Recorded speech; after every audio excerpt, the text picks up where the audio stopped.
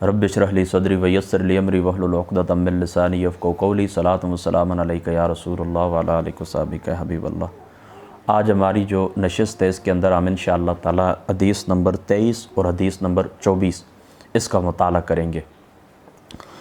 اس حدیث پاک کے راوی ہیں، یہ مشکات شریف کی پہلی فصل کی حدیث نمبر 23 ہے۔ اس حدیث پاک کے راوی حضرت ابو ذر رضی اللہ تعالیٰ عنہ آپ ہیں۔ آپ فرماتے ہیں کہ اتیت النبی صلی اللہ تعالیٰ علیہ وآلہ وسلم وعلیہ ثوب ابید وہو نائم ثم اتیتہ وقد استیقظ۔ کہتے ہیں میں حضور علیہ الصلوۃ والسلام کی خدمت اقدس کے اندر حاضر ہوا اور حضور نبی پاک صلی اللہ تعالیٰ علیہ وآلہ وسلم سفید کپڑوں کے اندر ملبوس تھے۔ وہو نائم، اور حضور علیہ الصلوۃ والسلام یعنی آپ کے جسم مبارک کے اوپر سفید چادر تھی اور حضور علیہ الصلوۃ والسلام سو رہے تھے۔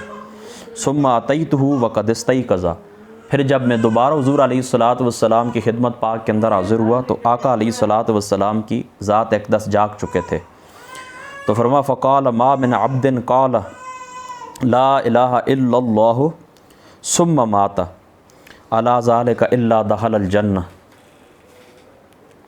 حضور نبی پاک صلی اللہ تعالیٰ علیہ وآلہ وسلم نے فرمایا کہ جس بندے نے یہ کہا کہ لا الہ الا اللہ اور اسی کے اوپر اس کی وفات ہو گئی، فرما دخل الجنہ، اللہ تعالیٰ کی ذات اقدس اس کو جنت کے اندر داخل فرمائیں گے۔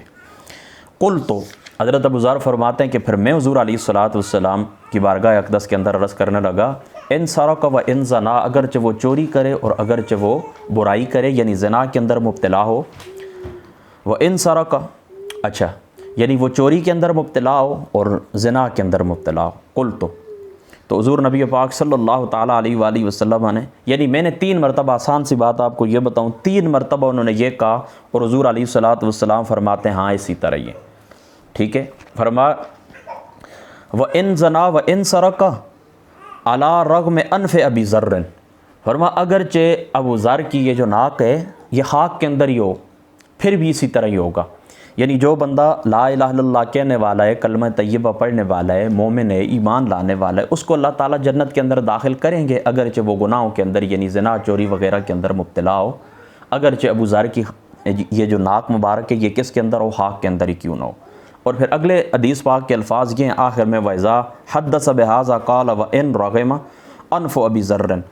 تو حضرت ابو ذر رضی اللہ تعالیٰ عنہ پھر انہی الفاظ کے ساتھ یاد رکھیں کہ اس حدیث پاک کو بیان کیا کرتے تھے۔ یہ حدیث متفق علیہ مشکات شریف کے اندر موجود ہے اور بخاری مسلم دونوں کے اندر موجود ہے۔ یاد رکھیں ابو ذر رضی اللہ تعالیٰ عنہ رسول اللہ کے صحابی ہیں اور ایسے صحابی ہیں جو سچے اور زاہد، آپ کے اوپر زہد کا غلبہ تھا۔ عام جمہور کا مسلک یہ ہے کہ جس مال کی زکوٰۃ ادا کر دی جائے تو وہ مال ذخیرہ کرنا درست ہے، اس سے فائدہ اٹھانا، دولت جمع کرنا درست ہے۔ جتنا یعنی کروڑوں اربوں خربوں روپے آپ کے پاس ہوں لیکن آپ ان کا حق ادا کرتے ہیں، زکوٰۃ ادا کرتے ہیں تو درست ہے۔ لیکن حضرت ابو ذر رضی اللہ تعالیٰ عنہ آپ کے تقوی کا، طہارت کا، دیانت کا، سچائی کا، دنیا سے زہد کا آپ کا یہ عالم تھا، زہد اور تقوی کا یہ عالم تھا کہ آپ فرماتے تھے کہ اگر زکوٰۃ ادا کر بھی دی جائے یعنی زکوٰۃ آپ نے مال کی ادا کر دی ہے پھر بھی اس مال کو جمع کرنا کیا ہے، درست نہیں ہے۔ یہ آپ کا مسلک تھا، اس بات کو آپ نے یاد رکھنا ہے۔ اب دیکھیں اس حدیث پاک کے اندر آپ نے فرما وعلیہ ثوب، میں حضور علیہ الصلوۃ والسلام کے پاس آیا، آپ کے اوپر سفید چادر تھی۔ ایک تو اس بات سے ثبوت اس حدیث پاک سے ملتا ہے کہ سفید چادر اوڑھنا، سفید چادر استعمال کرنا یہ نبی پاک صلی اللہ تعالیٰ علیہ وآلہ وسلم کی سنت ہے۔ دوسری بات آپ لوگ یہ یاد رکھیں کہ اس مقام کے اوپر حضرت ابو ذر رضی اللہ تعالیٰ عنہ آپ چاہتے تو آپ اس طرح بھی بیان فرما دیتے کہ میں حضور علیہ الصلوۃ والسلام کے پاس آیا اور میری حضور علیہ الصلوۃ والسلام کی ذات اقدس سے یہ بات ہوئی، لیکن میں گیا ہوں، پھر حضور سو رہے تھے، چادر تھی، پھر جاگ گئے، اس کا کیا معنی تھا؟ یاد رکھیں یہ حضرت ابو ذر رضی اللہ تعالیٰ عنہ آپ کا حضور علیہ الصلوۃ والسلام کی ذات اقدس کے ساتھ کامل محبت اور شان محبوبیت کی دلیل ہے۔ یعنی حضرت ابو ذر رضی اللہ تعالیٰ عنہ اور تمام صحابہ کو حضور علیہ الصلوۃ والسلام کی جو ذات اقدس ہے، کائنات کے اندر اپنی ہر شے سے محبوب تر ذات حضور علیہ الصلوۃ والسلام کی ذات اقدس تھی۔ اور دیکھیں نا محبوب کی جو ادائیں ہوتی ہیں ان کا جو ذکر ہوتا ہے وہ محبوب تر ہوتا ہے، وہ ایک لذت دیتا ہے جسم کو، روح کو، دماغ کو، بدن کو ایک لذت دیتا ہے۔ محبوب کا شعر کا تذکرہ، محبوب کے بدن کا تذکرہ، اس کی اداؤں کا تذکرہ یہ عاشقوں کے لیے کیا ہے، غذا کا کام کرتا ہے۔ عاشقوں کو سرور ملتا ہے، محبت والوں کو اس سے سرور ملتا ہے۔ آپ دنیا کے اندر آ جائیں، جو آپ کی محبوب شخصیت ہوتی ہے، آپ اس سے ملنے کے لیے جاتے ہیں تو پھر جیسا واپس آ کے آپ اس کا تذکرہ کرتے ہیں، تو کام کی جو بات ہوتی ہے آپ کی اس کے درمیان جو بات ہوئی، جو آپ کو اس کے ساتھ کام تھا، اس سے زیادہ آپ مزے لے لے کر ان کی اداؤں کو ذکر کرتے ہیں۔ میں داخل ہوا، دروازے کی دائیں جانب سے داخل ہوا، پھر فلاں صاحب تھے یا صاحبہ تھیں، وہ اس طرح بیٹھی ہوئی تھیں، فلاں طرف ان کا منہ تھا، ہنس رہے تھے، اس طرح کی باتیں کر رہے تھے، بال یہاں پر پڑے ہوئے تھے، وغیرہ وغیرہ۔ یہ ساری باتیں کیا ہیں؟ محبت کی باتیں۔ تو جو ذات محبوب ہوتی ہے تو اس کا ذکر کرنا کیا ہوتا ہے؟ وہ بھی محبوب ہوتا ہے۔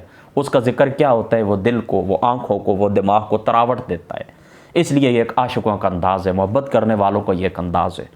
تو حضرت ابو ذر رضی اللہ تعالیٰ عنہ، آپ نے بھی ڈائریکٹ بات شروع نہیں کی کہ میں نے آقا علیہ السلام کے پاس گیا تو یہ فرما دیا، نہیں، ان اداؤں کا تذکرہ کہ حضور سوئے ہوئے تھے، اس طرح کی چادر مبارک تھی، پھر دوبارہ گیا ہوں تو آپ جاگ گئے۔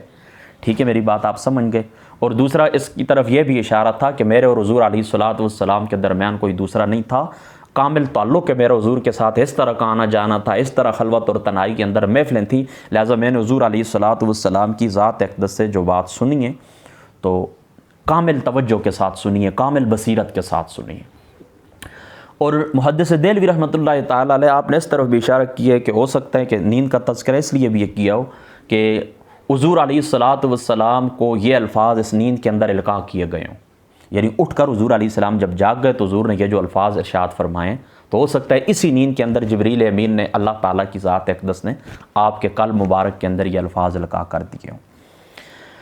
ٹھیک ہے، باقی اس حدیث پاک کے اندر یہ جو بار بار حضرت ابو ذر نے بار بار پوچھا، یا رسول اللہ اگرچہ وہ چوریاں کرے، اگرچہ وہ برائیاں کرے، یہ بار بار پتہ کس لیے تھا؟ یہ بار بار حضرت ابو ذر نے ایک تو تاکید کے لیے تھا تاکہ میری بات موقد ہو جائے، پکی ہو جائے، تاکید ہو جائے، اور دوسرا اس لیے بھی تھا کہ اللہ تعالیٰ کی چونکہ یہ رحمت کا بیان تھا، اللہ تعالیٰ کی رحمت کا بیان تھا، تو اللہ تعالیٰ کی رحمت کے بیان کے شکر گزاری کے لیے یہ بار بار، دیکھیں نا، جو چیز پیاری لگتی ہے، اللہ کی رحمت کا بیان ہوتا ہے، محبت کا بیان ہوتا ہے، تو اس کو بار بار کرنے کو دل کرتا ہے، بار بار دہرانے کو دل کرتا ہے۔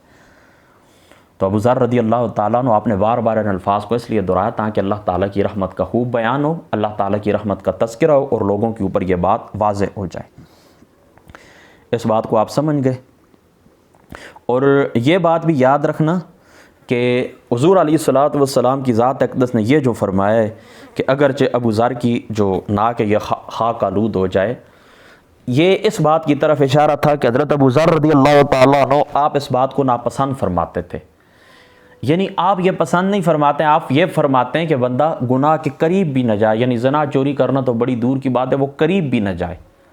اور پھر اس بات کے اوپر وہ حیران بھی تھے کہ دیکھیں ایک بندہ چوری کرتا ہے، زنا کرتا ہے، پھر بھی وہ جنت کے اندر جائے گا۔ تو حضرت ابو ذر رضی اللہ تعالیٰ عنہ کی جو طبیعت مبارکہ تھی اس کے خلاف تھی، چونکہ آپ کے دل کی جو صفائی حضور علیہ الصلوۃ والسلام کی صحبت کے اندر رہ کر ہو گئی تھی، تو وہ تو اس سے کم درجے کی، جو بہت ہی کم درجے کی باتیں ہیں، مثال کے طور پر جو مستحبات ہیں ان کو چھوڑنا بھی وہ تو گوارہ نہیں کرتے تھے، گناہوں کے اندر مبتلا ہونا تو بڑی دور کی بات ہے۔ تو اس لیے وہ حیران تھے اور ان کی طبیعت اس بات کو قبول نہیں کرتی تھی، اس لیے حضور علیہ الصلوۃ والسلام نے فرمایا تمہاری یہ جو ناک ہے یہ خاک آلود ہو جائے، یعنی تم بے شک ناپسند کرو، لیکن اللہ تعالیٰ کی ذات نے کیا کرنا ہے؟ ان لوگوں کو بخشنا ہے، برائیاں کرنے والوں کو، گناہ کرنے والوں کو اللہ تعالیٰ کی ذات اقدس نے بخشنا ہے۔ تو اس حدیث پاک کے اندر یاد رکھیں اشارہ اس طرف کہ مرتکب کبیرہ، یعنی کبیرہ گناہوں کا جو بندہ مرتکب ہوتا ہے وہ ایمان سے خارج نہیں ہوتا، وہ مومن نہیں ہوتا ہے، یعنی فاسق کو، گناہگار کو مومن کہہ سکتے ہیں۔ اور یاد رکھیں اسلام کے اندر یہ جو فرقہ معتزلہ اور اہل بدعت، ان کے پیدا ہونے سے پہلے تمام علماء مسلمین کا اس کے اوپر اجماع ہے کہ مرتکب کبیرہ کیا ہوتا ہے؟ جنت کے اندر داخل ہوگا، وہ کافر نہیں ہے۔ اب جنت کے اندر کس طرح داخل ہوگا؟ اس کی بہت ساری صورتیں، یا تو اللہ تعالیٰ کی ذات اقدس اس کو معاف فرما دیں گے، اس طرح بھی ممکن ہو کہ وہ دنیا سے چلا جائے، اس کی اولاد اس کے لیے دعا کرے، وہ نیکیوں اس کو کام آ جائیں، مسلمین مؤمنین جو دعا کرتے ہیں دعاؤں کے صدقے اللہ تعالیٰ اس کو بخش دے، یا پھر نبی پاک صلی اللہ تعالیٰ علیہ وآلہ وسلم کی ذات اقدس کی شفاعت اس کو حاصل ہو جائے اور وہ بندہ جنت کے اندر چلا جائے۔ اور اس طرح بھی ممکن ہے کہ اللہ تعالیٰ کی ذات اقدس جتنی دیر اس نے گناہ کیا اس کے برابر اللہ تعالیٰ اس کو سزا دے دے اور پھر وہ جنت کے اندر چلا جائے۔ ٹھیک سمجھ گئے نا آپ اس بات کو؟ تو یاد رکھیں ہم جو مسلمان اہل سنت ہے ہمارا یہی عقیدہ ہے کہ کبیرہ جو گناہوں کا مرتکب شخص ہوتا ہے وہ دار اسلام سے خارج نہیں ہوتا۔ یہ جو معتزلہ فرقہ یہ عمل کو ایمان کی ماہیت اور حقیقت کے اندر داخل سمجھتے ہیں، یعنی جو عملاً جو شخص کمزور ہوتا ہے، گناہ کبیرہ کا مرتکب ہوتا ہے، تو وہ شخص کیا ہوگا؟ ان کے نزدیک وہ کہتا ہے وہ ایمان سے خارج ہے، وہ چلا جائے گا، کہاں پر چلا جائے گا؟ دوزخ کے اندر چلا جائے گا۔ اور معتزلہ جو فرقہ، یاد رکھیں، یعنی دوزخ وہ کبیرہ کے مرتکب کو دوزخی کہتے ہیں، لیکن کبیرہ کے مرتکب کو وہ کافر نہیں کہتے۔ وہ کہتے ہیں کہ جو بندہ کبیرہ گناہ کرتا ہے وہ اسلام سے نکل جاتا ہے، لیکن کفر کے اندر داخل تب ہوگا جب وہ ما جاء بہ النبی صلی اللہ تعالیٰ علیہ وآلہ وسلم، جو حضور علیہ الصلوۃ والسلام لے کر آئیں، اس کا انکار جب تک نہیں کرے گا وہ دار اسلام سے خارج نہیں ہوگا۔ تو یہ بندہ گناہ کرتا ہے تو اسلام سے تو نکل جاتا ہے، لیکن کفر کے اندر داخل نہیں ہوتا۔ کیوں نہیں داخل ہوتا؟ کہ اس نے حضور علیہ السلام کی شریعت کو ٹھکرایا نہیں، انکار نہیں کیا۔ لہٰذا انہوں نے کیا کیا؟ کفر اور اسلام کے درمیان ایک واسطہ مانا ہے۔ اس لیے حضرت حسن بصری نے فرمایا تھا کہ اعتزل عنا، یہ شخص ہم سے جدا ہو گیا، واصل بن عطا کے متعلق فرمایا تھا، اس لیے ان کا نام معتزلہ پڑا ہے۔ ٹھیک ہے نا، آپ اس بات کو سمجھ گئے؟ لیکن ہم جو مسلمان اہل سنت ہیں وہ ہم یہ کہتے ہیں ایمان اور اسلام کے اندر، کفر اور اسلام کے درمیان کوئی واسطہ نہیں۔ ایک آدمی وہ دو حالتوں سے خالی نہیں ہے، یا کافر ہوگا یا مسلمان ہوگا، اور یہ کفر اور اسلام کے درمیان یہ واسطہ مانتے ہیں۔ بہرحال کبیرہ کے مرتکب کو یہ کیا کرتے ہیں؟ جہنمی کہتے ہیں۔ کبیرہ کے مرتکب کو یہ ایمان سے خارج سمجھتے ہیں، اگرچہ کفر کے اندر داخل نہیں سمجھتے۔ اور یہ بھی یاد رکھنا کہ مسلمان جو گناہگار ہیں، حدیث پاک کے اندر آتا ہے، بعض روایات کے اندر آتا ہے، محدث دہلوی رحمۃ اللہ تعالیٰ علیہ آپ نے اشہۃ اللمات کے اندر اس حدیث پاک کو نقل کیا ہے۔ آپ فرماتے ہیں کہ کم از کم عذاب کی مدت دنیا کی عمر کے برابر ہوگی، یعنی ایک مسلمان کو جو عذاب جہنم کے اندر دیا جائے گا کم از کم اس کی مقدار کتنی ہوگی؟ دنیا کی مدت کے برابر، یعنی دنیا کی جتنی زندگی ہے کم از کم جس بندے کو عذاب ہوگا تو دنیا کی زندگی کے برابر ہوگا۔ اب دنیا کی زندگی پتہ ہے کتنی ہے؟ دنیا کی زندگی ہے 7000 سال۔ دنیا کی کتنی زندگی ہے؟ 7000 سال۔ اور بعض روایات کے اندر یاد رکھیں کہ 70,000 کا لفظ کیا ہے۔ ٹھیک ہے، تو یہ اس حدیث پاک کے مختصر شرح ہے۔ اللہ تعالیٰ سب مسلمانوں کی حفاظت فرمائے، اللہ تعالیٰ عمل کی توفیق عطا فرمائے۔ بس اس حدیث پاک کا مین سبق آپ نے یہ یاد رکھنا ہے کہ گناہوں کی وجہ سے کوئی بندہ دار اسلام سے خارج نہیں ہوتا۔ السلام علیکم ورحمۃ اللہ۔